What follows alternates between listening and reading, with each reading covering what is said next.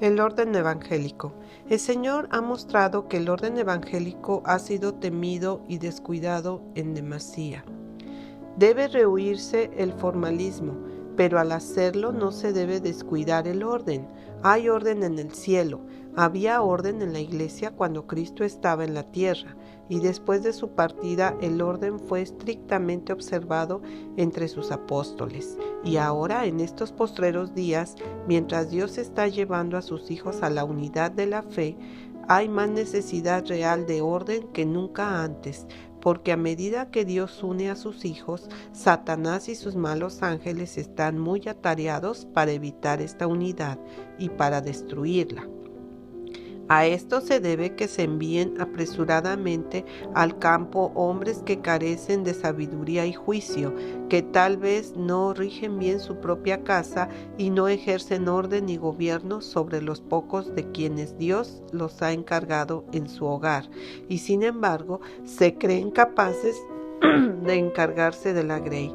Hacen muchas decisiones equivocadas y los que no conocen nuestra fe juzgan a todos los mensajeros asemejándolos con esos hombres que se enviaron a sí mismos.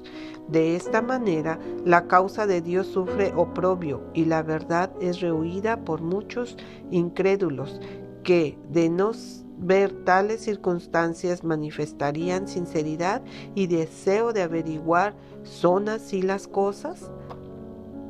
Hombres cuya vida no es santa y que no están preparados para enseñar la verdad presente entran en el campo sin ser reconocidos por la iglesia o por los hermanos en general, y como resultado hay confusión y desunión. Algunos tienen una teoría de la verdad y pueden presentar los argumentos que la favorecen, pero carecen de espiritualidad, de juicio y de experiencia. Fracasan en muchas cosas que debieran comprender antes de poder enseñar la verdad.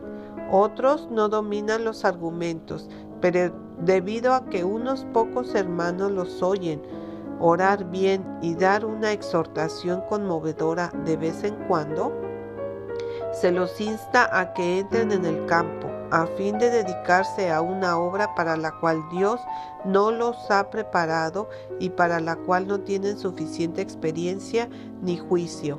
Manifiestan orgullo espiritual o se enlazan y actúan bajo el engañoso pensamiento de que son obreros.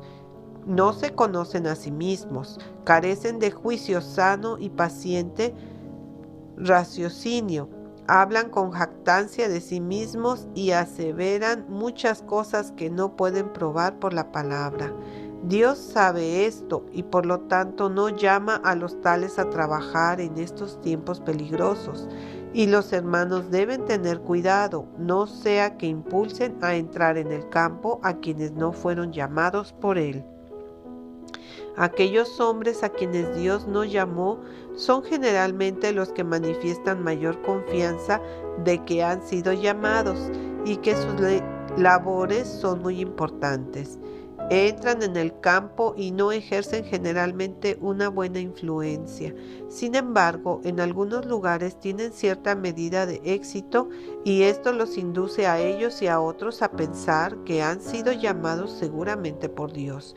El hecho de que tengan cierto éxito no es una evidencia positiva de que hayan sido llamados por Dios, pues los ángeles de Dios están ahora influyendo en los corazones de sus hijos sinceros para iluminar su entendimiento en cuanto a la verdad presente, a fin de que la acepten y la vivan. Y aun cuando hombres que se enviaron a sí mismos se coloquen donde Dios no los puso y profesen ser maestros y haya almas que acepten la verdad, al oírlos hablar de ella, esto no es evidencia de que fueron llamados por Dios. Las almas que reciben la verdad por su intermedio serán luego sometidas a pruebas y servidumbre, porque descubrirán más tarde que estos hombres no andan conforme al consejo de Dios. Aun cuando hombres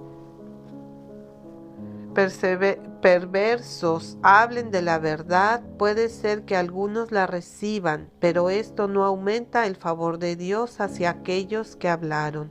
Los hombres que son impíos siguen siendo impíos, y su castigo será según el engaño que practicaron para con los amados de Dios, y según la confusión que introdujeron en la iglesia. Sus pecados no permanecerán cubiertos, sino que serán expuestos en el día de la ira de Dios.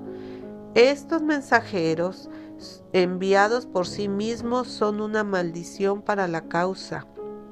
Algunas almas sinceras cifran su confianza en ellos, pensando que actúan de acuerdo con el consejo de Dios y que están en unión con la iglesia, y más tarde les permiten administrar los ritos, y al serles demostrado claramente que deben hacer sus primeras obras, se dejan bautizar por ellos.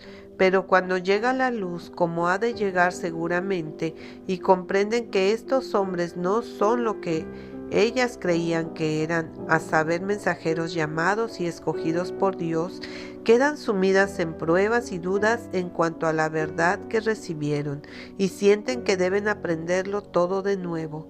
Las acosa la perplejidad, y el enemigo las perturba acerca de toda su experiencia. Se preguntan si Dios las condujo o no, y no están satisfechas hasta que se las vuelve a bautizar y comiencen de nuevo. Para el ánimo de los mensajeros de Dios es más agobiador que entrar en campos nuevos el ir a lugares donde los que estuvieron antes ejercieron mala influencia. Los siervos de Dios tienen que actuar con sencillez y franqueza, y no encubrir el mal proceder, porque están entre los vivos y los muertos, y tendrán que dar cuenta de su fidelidad, de su misión y de la influencia que ejercen sobre la grey de la cual el Señor los hizo sobreveedores. Los que reciben la verdad y son puestos en tales pruebas habrían recibido la verdad igualmente si esos hombres se hubiesen mantenido alejados, ocupando el lugar humilde que el Señor les designaba. El ojo de Dios velaba sobre sus joyas y habría dirigido hacia ellas sus mensajeros llamados y escogidos, hombres que habrían obrado comprensivamente.